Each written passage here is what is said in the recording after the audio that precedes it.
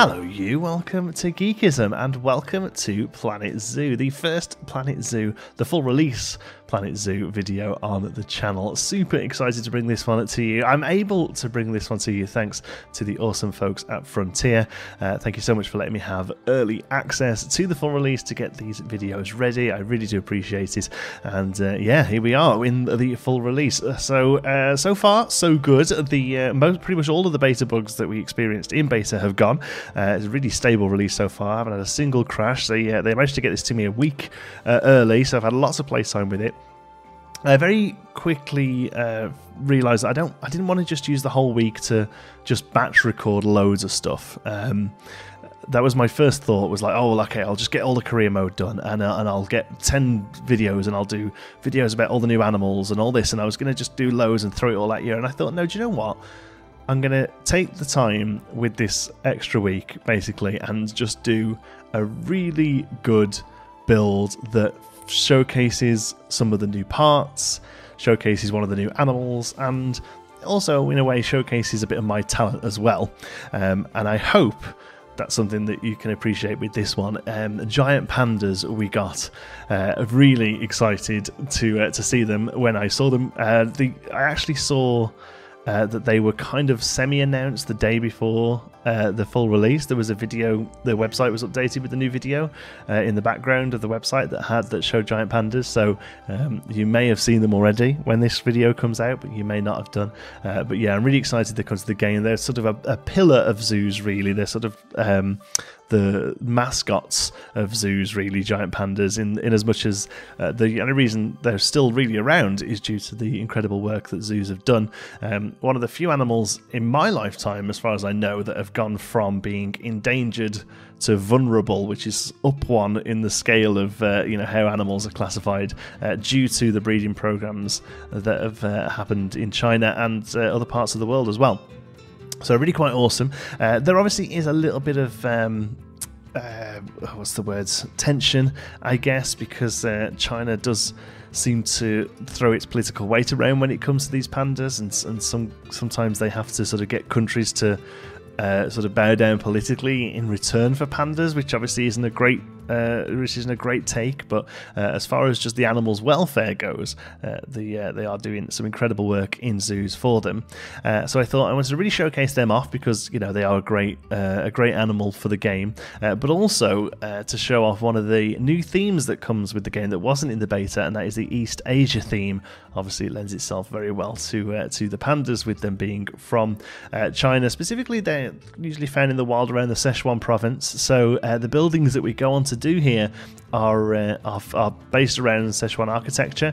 Now, I'm no silverette, okay, so I'm not going to go into a massive, long, sort of deep dive into the architecture of China, but I did do some research and had a look at some of the some stuff on Google and tried to sort of replicate the style.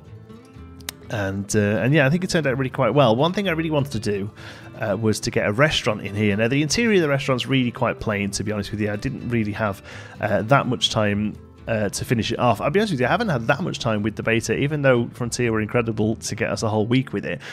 My mother's actually here visiting at the moment, so obviously we've got a lot of things going on and visiting places and going to see stuff. So I haven't had as much time as I would have liked with it, to be honest with you. So I let the interior of this be a little plain for that reason, but also because 9 times out of 10 you don't really spend that much time inside the buildings in these kind of games anyway. But I really did want a restaurant in there, and that's based on a panda enclosure in the Netherlands, I think it is.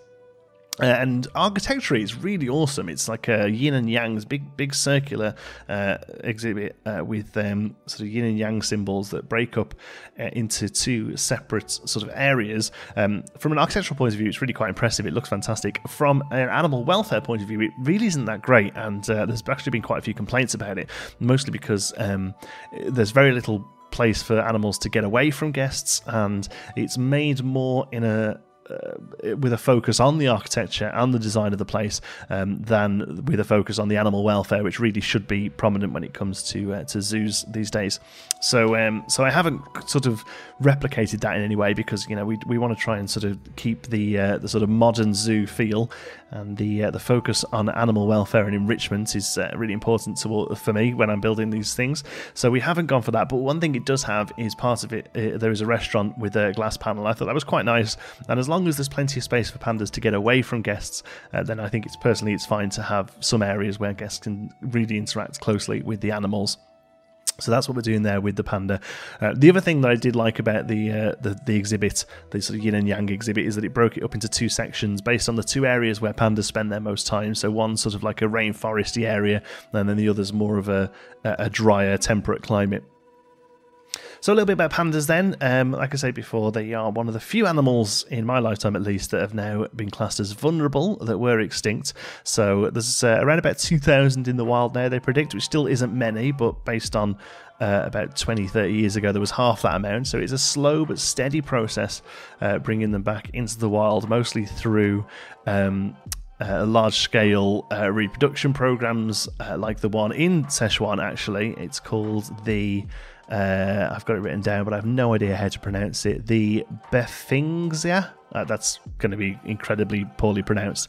But there is a panda base and a few other panda reserves over there in the Sichuan province where they're sort of helping to repopulate the wild with them, which is awesome.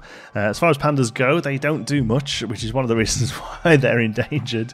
They're not really fans of mating. They actually only mate for around about 2 or 3 days a year. And to sort of encompass that within zoos, what you have to do is make sure that your enclosure can be split into separate areas where the animals can be separated, because they are relatively solitary animals apart from these few times a year when they're willing to mate. So here we've got two sections separated by a bridge, and underneath that bridge we could have a fence closing them off. Now, as far as the game is concerned, it doesn't really worry about that kind of thing. That would probably be a little bit too advanced, I think, for a video game like this. So you can have them hanging out together, so that's fine.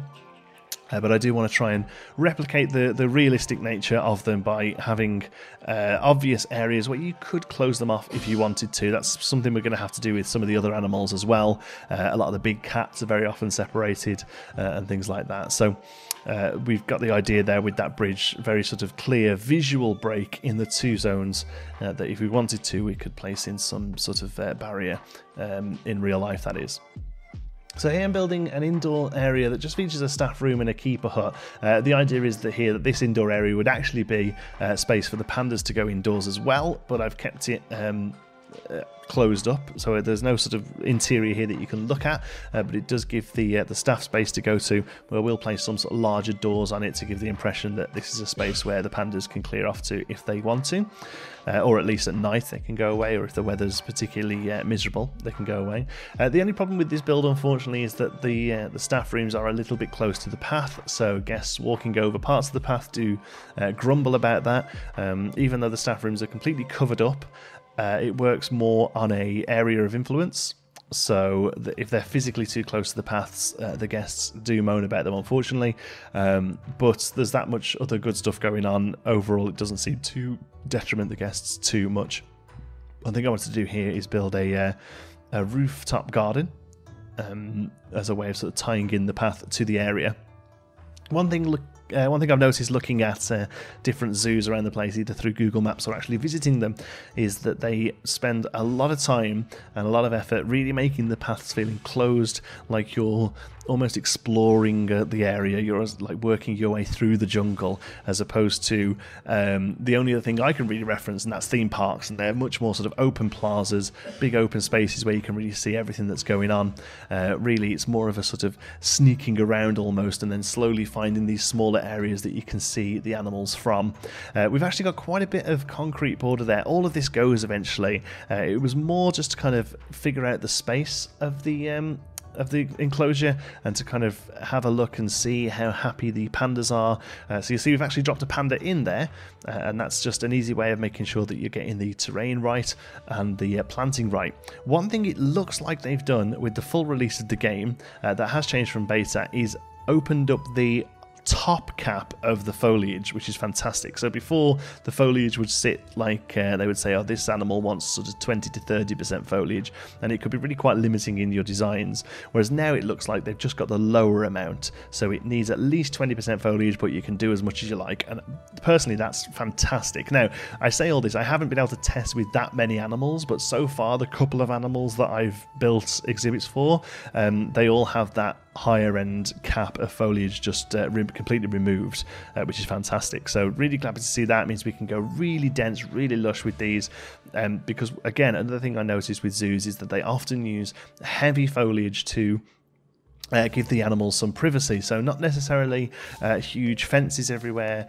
Instead you can use the foliage here. So here we're using the foliage to cover up all that sort of concrete there and make it look a lot more natural, and not only does it make the exhibit more natural for the animal, it also means that guests can't sort of peek over that concrete there, and it means instead they have to work around to one of the set areas that is going to be space for them to view, one of which is going to be here. So we're going for the ditch method here as opposed to high fencing, so we're just checking using the overlay there that they can't get themselves out anywhere here, which they can't, so that's great. And then here we're going to place in some low fencing that's more there to sort of keep guests out as opposed to keeping animals out. The animals here are being kept in by the large cliff face. Whilst pandas can climb, they're not particularly adept climbers. They're fine in trees and stuff, but they're not really able to climb these sheer faces. So it's one way of sort of closing them in. And also the game is quite happy for them to keep in like that as well. There's going to be a mix of sort of realism in my builds, I think. Sometimes it's going to be good enough for the game, and then sometimes they're going to try and do stuff that would happen in real life. It's tricky to do, to be honest, to kind of get that middle ground, I think. So sometimes it's going to be like, okay, the game's happy, they can't climb out there, whereas in real life maybe some of that bamboo against the concrete, it might be enough for them to get some purchase on, you know, who knows. As talking of bamboo, that's what pandas do. They eat it, copious amounts of it. In fact, 99% of their diet comes from bamboo, but it's not particularly good for them. It's incredibly unnourishing. There's very little nutrients in it, and it's just full of fibre, so basically it just goes through them and they end up doing a lot of poo that's pretty much exclusively bamboo. In fact, it's been recorded that they can poo up to 100 times a day, which is pretty impressive, and it's pretty much mostly bamboo. And they don't poo that much in the game, thank goodness, and they don't actually eat that much in the game as well. One thing I've noticed, one of the first things I noticed, in fact, with this was that the keepers will still prioritise the food enrichment items over just placing food down on the food mats, I guess. I considered this to be a bug, but I got in touch with the developers and they've said no, that's working as intended. The keepers will focus on food enrichment first, and if they need to, they'll put food in the regular tubs. And whilst it does make sense from a zoo point of view that zoos will focus on giving food through enrichment ways, at the end of the day, a lot of animals need a lot of food, and that food isn't going to be able to come purely from enrichment things, you know, knocking berries out of balls and things like that. For instance, pandas eat for half the day, and that's not half of the time they're awake. They eat for 12 hours a day, and when they're not eating, they're sleeping or pooing, basically. That's pretty much the life of a panda, and they just sit and constantly graze on bamboo. 20 to 40 pounds of bamboo a day a panda gets through. So personally, I would like to see the keepers constantly fill up that food, maybe 2 or 3 times in a game day. Make sure that bamboo is there, and I want to see the pandas eating a lot of it for that realism. So maybe, it isn't a bug, but if enough people ask for it, we may see a shift in that, so that they maybe provide more food on the food trays, for animals with incredibly high metabolisms, or in the the case of the stupid pandas who eat bamboo even though it's useless. Oh, a bit of a cut there. That was a weird cut. I did build a climbing frame for the pandas, but you'll see that later on. Quite a low climbing frame, more just a bit of space for them to move around in. Although they are relatively decent climbers, they don't particularly need that much climbing space. They're also pretty adept swimmers, but again, rarely need that much water. In fact, there's no free-flowing water in this one. It's pretty much just the water troughs that they can get drinks from.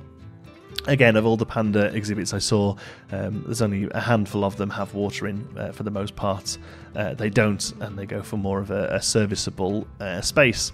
So here then I'm putting a door on this one because, like I say, the interior isn't that hot. I really just wanted this so that from the outside you could see guests sitting at the window, which they do.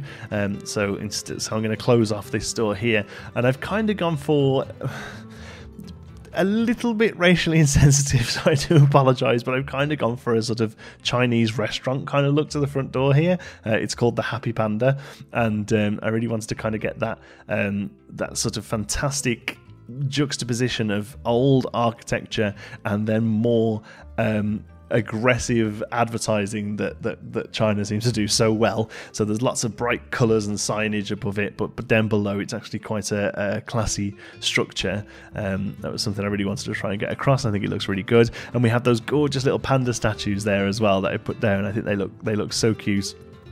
I even tried to do some lighting here as well, although I'm really sorry, I don't think I've got any shots of it in the dark, but I did make sure that I did some lighting. It's one thing I always forget to do, and it was Mike Sheets who showed me in Planet Coaster how important lighting was, and I totally agree that here it's really important as well in Planet Zoo.